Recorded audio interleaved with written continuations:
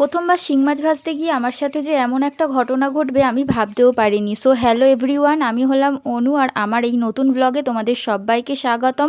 তো আজকে দেখো বর বাজার থেকে নিয়ে এসেছিল শিং মাছ, সেটাই আমি ভাজবো বলে নুন হলুদ মাখিয়ে রেখেছি।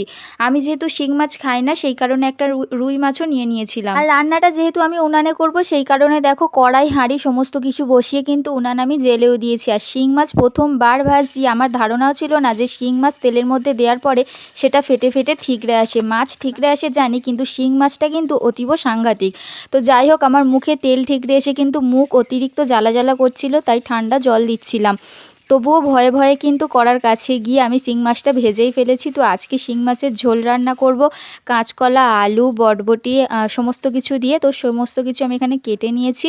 প্রথমে কড়াইতে কিন্তু শুকনো লঙ্কা ফোড়ন দিয়ে সবজিটা ভেজে তাতে জিরে আদা বাটা দিয়ে ভালো করে কষিয়ে জল ঢেলে আমি কিন্তু এখানে আজকে শিং মাছের তরকারিটা করেছি। আর এদিকে করছিলাম নিমফুল ভাজা, যেটা খেতে কিন্তু খুব ভালো লাগে। আর আমার জন্য রুই মাছটাও শেষে ভেজে নিয়েছিলাম।